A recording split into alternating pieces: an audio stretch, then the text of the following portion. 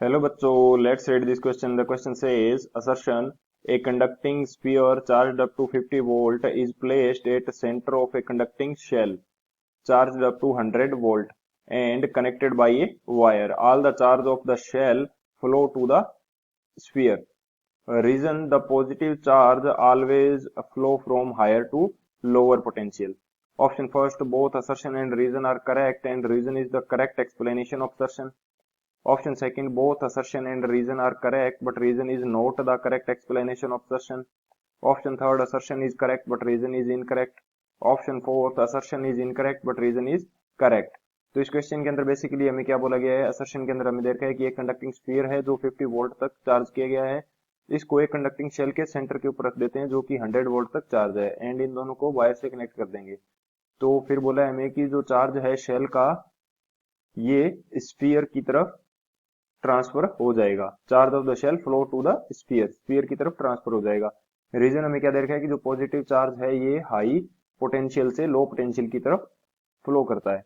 तो बात करते हैं की कंसेप्ट की। की कंसेप्ट की यदि बात की जाए तो हम की कंसेप्ट के अंदर ये चीज देख लेते हैं कि यदि हमारे पास कोई पॉजिटिव एंड नेगेटिव चार्ज है एंड इनके ऊपर जो फोर्स अप्लाई होता है इलेक्ट्रिक फील्ड के द्वारा वो किस प्रकार से अप्लाई होता है।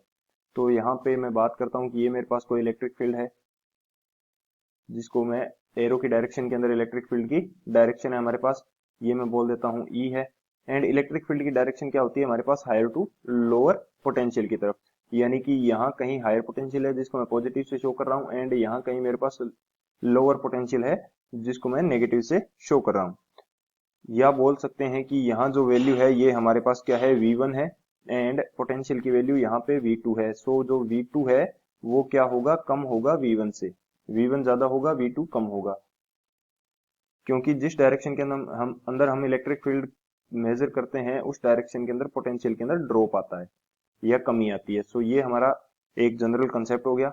अब यदि मैं यहाँ पे कोई भी पॉजिटिव चार्ज प्लेस करता हूँ, पॉजिटिव Q, तो इसके ऊपर जो फोर्स अप्लाई होगा Q इंटू ई, ये इलेक्ट्रिक फील्ड की डायरेक्शन के अंदर फोर्स अप्लाई होता है। एंड यदि मैं यहाँ पे negative charge minus Q place करता हूँ तो इसके ऊपर जो फोर्स अप्लाई होगा QE, ये opposite to the direction of electric field apply होगा। सो ये कंसेप्ट हमारे पास रहता है कि जो पॉजिटिव चार्ज है उसके ऊपर फोर्स अप्लाई होगा in the direction of electric field and जो नेगेटिव चार्ज है इसके ऊपर फोर्स अप्लाई होगा in the opposite direction of electric field. So इसकी कंसेप्ट की हेल्प से इस क्वेश्चन को सोल्व करते हैं। बात की जाए यदि सॉल्यूशन की, तो हमें क्वेश्चन के अंदर क्या बोला है कि एक हमारे पास कंडक्टिंग शेल है, ये मैं बना लेता हूं कि ये मेरा कंडक्टिंग शेल है एंड इसके सेंटर के ऊपर मैं एक कंडक्टिंग स्फीयर रख देता हूँ। स्फीयर का जो पोटेंशियल है वो हमारे पास 50 वोल्ट है, जबकि जो शेल है इसका पोटेंशियल हमारे पास कितना है, 100 वोल्ट। एंड हमें बोला गया है कि इन दोनों को वायर से कनेक्ट कर दिया। हमें बताना है कि जो चार्ज है वो कहाँ से कहाँ की तरफ फ्लो होगा। बेसिकली कोई भी जो ऑब्जेक्ट है वो पॉजिटिवली एंड नेगेटिवली किस प्रकार से चार्ज होती है, या तो इसके पास इलेक्ट्रॉन का लॉस हो या गेन हो। इलेक्ट्रॉन, यदि इलेक्ट्रॉन का लॉस हो रहा है किसी भी बॉडी के पास, ऑब्जेक्ट के पास, तो वो क्या होगी, पॉजिटिवली चार्ज हो जाएगी, पॉजिटिवली चार्ज। एंड यदि किसी भी ऑब्जेक्ट के पास इलेक्ट्रॉन गेन हो रहे हैं या इलेक्ट्रॉन का गेन हो रहा है तो वो कैसी चार्ज हो जाएगी, नेगेटिवली चार्ज हो जाएगी, नेगेटिवली चार्ज। सो एक और कंसेप्ट हो सकता है कि या तो वो पॉजिटिव चार्ज को गेन करे तो भी पॉजिटिवली चार्ज हो जाएगी, या पॉजिटिव चार्ज का लॉस करे तो भी पॉजिटिवली चार्ज हो जाएगी। पॉजिटिव चार्ज हमारे पास क्या होता है, प्रोटॉन होता है। पॉजिटिव चार्ज होगा हमारे पास प्रोटॉन। प्रोटॉन का जो मास है ये ज्यादा होता है इलेक्ट्रॉन से, इलेक्ट्रॉन की तुलना में। सो प्रोटॉन इतनी आसानी से मूव नहीं करते जितनी आसानी से इलेक्ट्रॉन मूव कर जाते हैं। सो जो किसी के ऊपर जनरली हम चार्ज की बात करें तो वो इलेक्ट्रॉन के लॉस या गेन के कारण आता है, ना कि प्रोटॉन के कारण।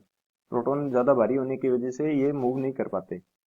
सो यहाँ से अब हम बात करते हैं कि जो कहाँ से कहाँ की तरफ फ्लो होगा। पॉजिटिव चार्ज का जो फ्लो है, हमने अभी की कंसेप्ट के अंदर देखा कि जो पॉजिटिव चार्ज है इसके ऊपर डायरेक्शन, इलेक्ट्रिक फील्ड की डायरेक्शन के अंदर फोर्स लगता है। इस डायरेक्शन के अंदर फोर्स लगेगा तो ये इस डायरेक्शन के अंदर मूव करेगा, यानी कि हायर टू लोअर पोटेंशियल की तरफ मूव करेगा।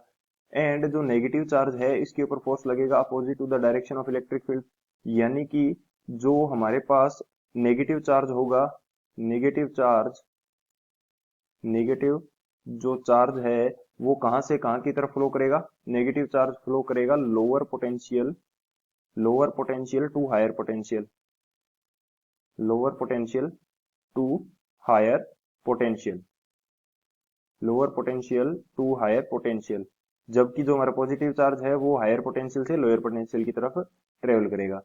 तो अब बात करते हैं कि इनमें जो हमारे पास स्फीयर एंड शेल है उनके अंदर चार्ज का फ्लो किस प्रकार से होगा। बेसिकली हम बात कर रहे हैं कौन से चार्ज की, इलेक्ट्रॉन की। इलेक्ट्रॉन का फ्लो कहां से कहां की ओर होगा।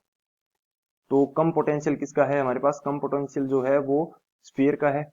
स्फीयर कहां पे है, स्फीयर हमारे पास है लोअर पोटेंशियल पे, स्फीयर हमारे पास क्या है, लोअर पोटेंशियल पे, जबकि शेल जो हमारा है ये कहां पे है, शेल है हमारा हायर पोटेंशियल पे, शेल है हमारा हायर पोटेंशियल पे। एंड जो इलेक्ट्रॉन है हमारे वो कहां से कहां की तरफ फ्लो करेंगे, इलेक्ट्रॉन फ्लो करते हैं लो पोटेंशियल से हाई पोटेंशियल की तरफ, यानी कि स्फीयर टू शेल की तरफ ये मूव कर जाएंगे, स्फीयर से शेल की तरफ इलेक्ट्रॉन का मूवमेंट होगा। सो असर्शन के अंदर हमें क्या दे रखा है कि शेल से स्फीयर की तरफ, तो ये हमारा जो असर्शन है ये इनकरेक्ट हो जाएगा, असर्शन हमारा क्या हो जाएगा, इनकरेक्ट, क्योंकि हमने कंसेप्ट के अकॉर्डिंग क्या देखा है कि जो हमारे इलेक्ट्रॉन हैं वो स्फीयर से शेल की तरफ ट्रांसफर नहीं होंगे, सॉरी स्फीयर से शेल की तरफ ट्रांसफर होंगे, ना कि शेल से स्फीयर की तरफ, शेल से स्फीयर की तरफ नहीं होंगे। सो हमारा असर्शन क्या हो जाएगा, इनकरेक्ट। एंड रीजन जो हमें दे रखा है कि जो पॉजिटिव चार्ज है वो हायर पोटेंशियल से लोअर पोटेंशियल की तरफ मूव करता है, तो ये हमारा करेक्ट है।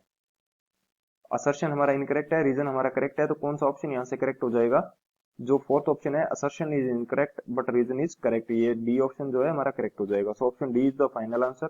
आई hope you understood it well, best of luck, thank you.